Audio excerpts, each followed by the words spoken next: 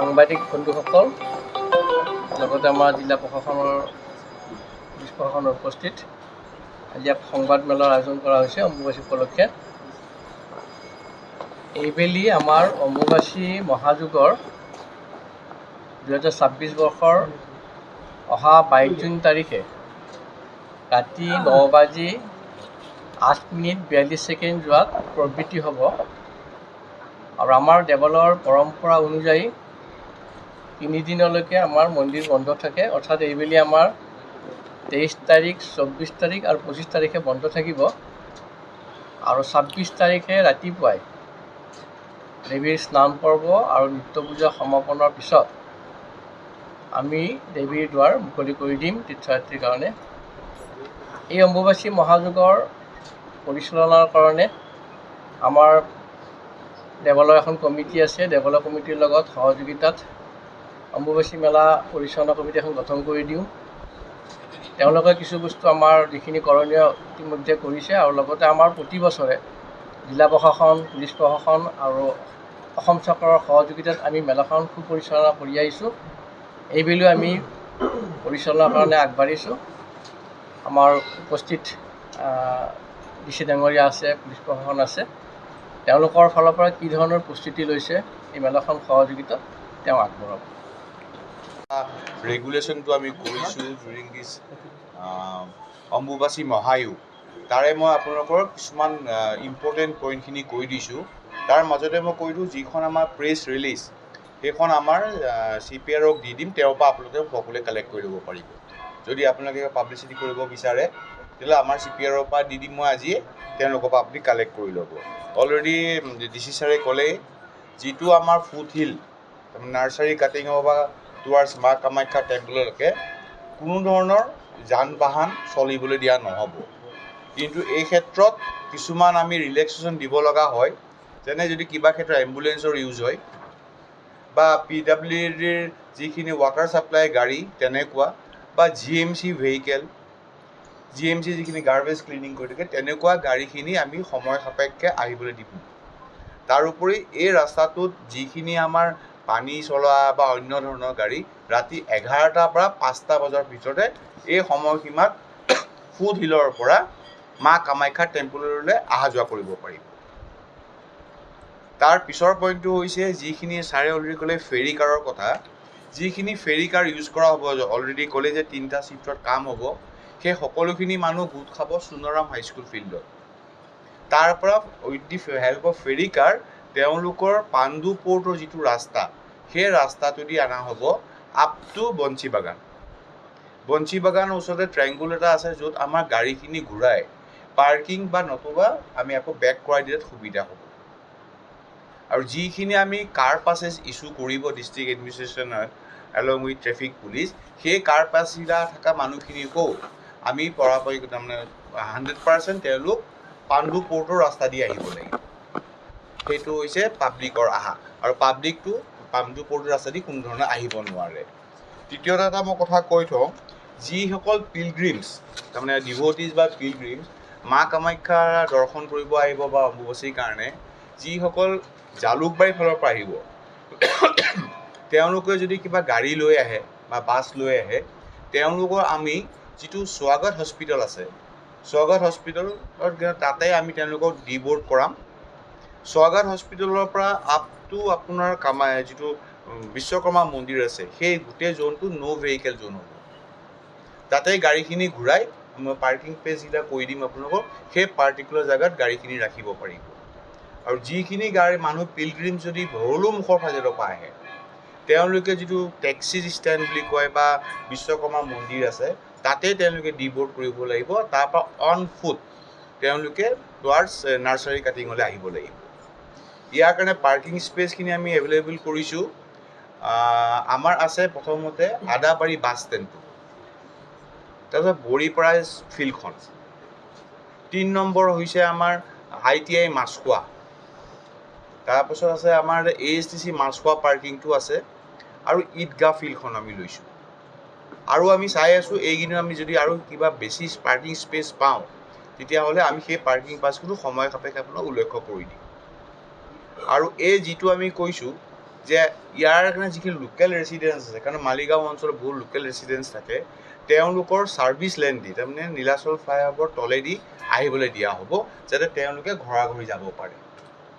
আৰু যিবিলাক নৰ্মেল কমিউটাৰ্ছ হ'ব, তাৰমানে ধৰক যিবিলাক মানুহ অহা যোৱা কৰিব, তেওঁলোকৰ আমি নীলাচল ফ্লাইঅভাৰ ওপৰেদি পঠিয়াই দিম।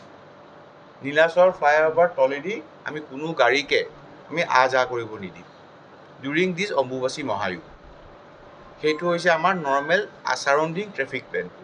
তাৰোপৰি হৈছে শ্ল' মুভিং ভেহিকেল বা কমাৰ্চিয়েল গুডছ ভেহিকেল যিখিনি আছে, সেইখিনি গাড়ী আমি ৰাতিপুৱা 5টা বজাৰ পৰা ৰাতি 11টালৈকে এইকেইটা অঞ্চলত চলাচল আমি বন্ধ কৰিম, অলপ ৰেগুলেশ্যন কৰিম। সেই ৰাস্তাকেইটা হৈছে আপোনাৰ জালুকবাৰী ৰটাৰীৰ পৰা আপ টু মাছখোৱা, এই যিটো ষ্ট্ৰেচ আছে অন DG ৰোড আৰু MG road, AT road, from 5 AM to 11 PM during the মহায়ুগ। তাৰমানে 2 হুইলাৰ আপোনাৰ শ্ল' মুভিং ভেহিকেলছ আৰু যিখিনি আমাৰ কমাৰ্চিয়েল গুডছ ভেহিকেল আছে, একৰ্ডিংলি আমি 3 চকীয়া অট' চট' বন্ধ কৰিম। যিটো আমাৰ আদাবাৰীৰ পৰা পাণ্ডু পৰ্টলৈ যোৱা যিটো ৰাস্তা আছে, সেইটোতো শ্ল' মুভিং ভেহিকেল বা কমাৰ্চিয়েল গুডছ ভেহিকেলখিনি বন্ধ কৰা হ'ব।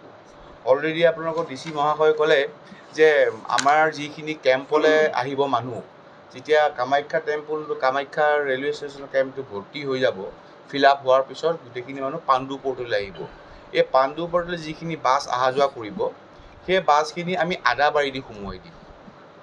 আৰু যেতিয়া পেছেঞ্জাৰ বা দৰ্শনাৰ্থীখিনিক তাত ড্ৰপ আপ কৰাৰ পিছত সেই গাড়ীখিনি সদিলাপুৰ দি উলিয়াই দিম। আমি সদিলাপুৰৰ পৰা এইকাৰণে উলিয়াই দিম যাতে আমাৰ মেইন ট্ৰেকটোত যাতে আমাৰ জাম নালাগে।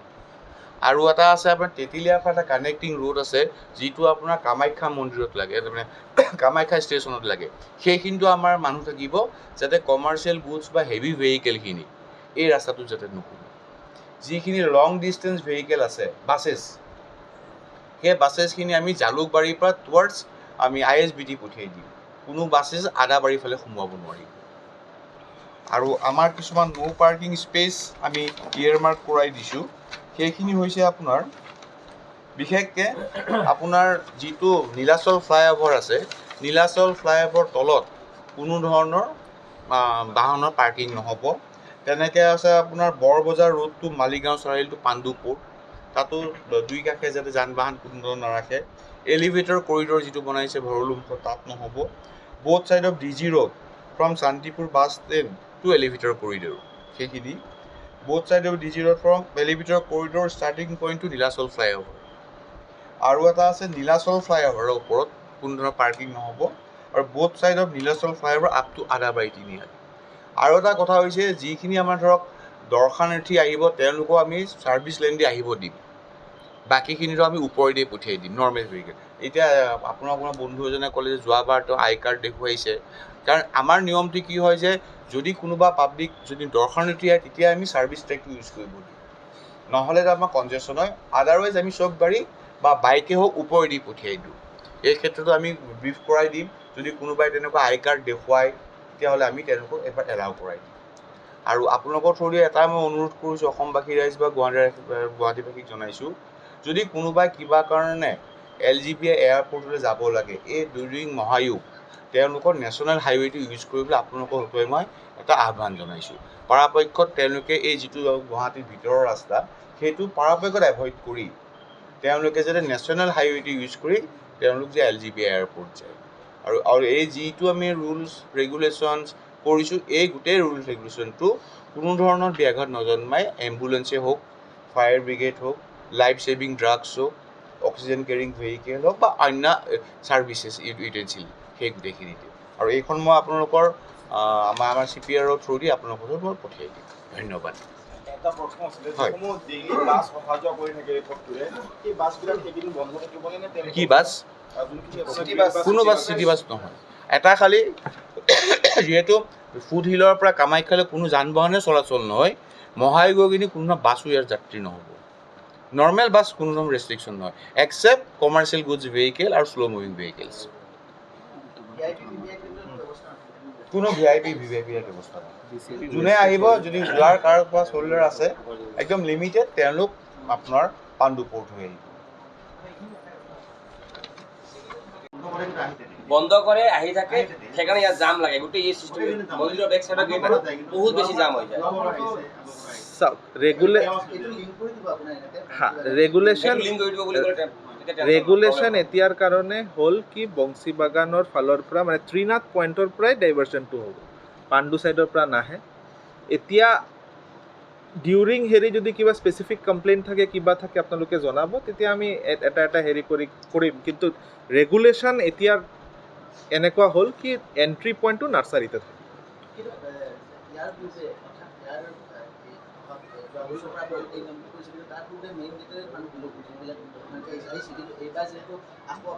ৱেষ্ট গেট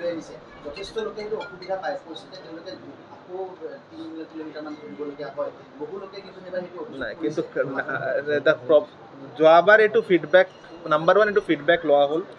দ্বিতীয়তে এইবাৰ মানে নাম্বাৰটোতো বছৰে বছৰে বহুত বাঢ়ি আছে।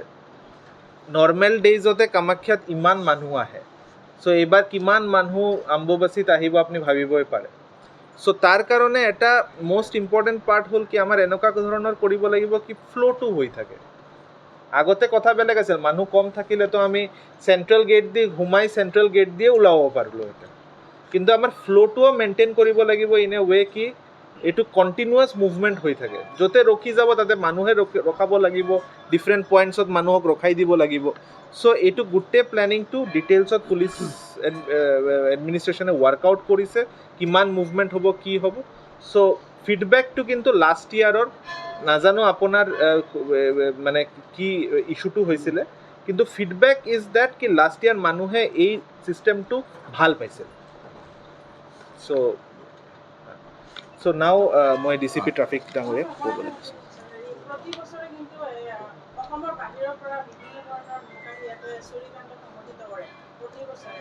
গতিকে তেওঁলোকৰ কিবা ব্যৱস্থা পুলিচে এইটো পুৰা ফুল DCP ৱেষ্টো আছে, আমাৰ থানা ইয়াত আছে, হেৰি আছে, তেওঁলোকে পুৰা আপোনালোকৰ লগত NGO জড়িত হৈছে নেকি? হা, ভাণ্ডাৰাটো আপোনাৰ যিমান ভাণ্ডাৰা দিয়ে চবে নন গভৰ্ণমেণ্ট অৰ্গেনাইজেশ্যন। কিমান পাইছোঁ 40+ পাইছোঁ নেকি, 40+ প্ৰপ'জেল এতিয়ালৈকে আহিছে। মই আজি মিটিঙো মাতিছোঁ তেখেতসকলৰ লগত, তো এল'কেশ্যনো হ'ব তাৰপিছত। চ' NGOটো বহুত আছে, আমাৰ শ্বু ষ্টল যে যিবোৰ তেওঁলোকৰ NGOত মানে বিকজ এইটো এটা পাব্লিক মেটাৰ। চ' যিমান মানুহ আগবাঢ়ি আহে তিমান পাব্লিকৰো সুবিধা হ'ব, মানে আমাৰ প্ৰশাসনৰ ফালৰ পৰাও এইটো হেল্পে হ'ব। যদি কোনোবা আৰু আহি পেলাই কিবা পাব্লিকৰ কাৰণে কৰিব বিচাৰে, পানী ভাণ্ডাৰা ৱেলকাম, মানে আমি দিবলৈ ৰেডি।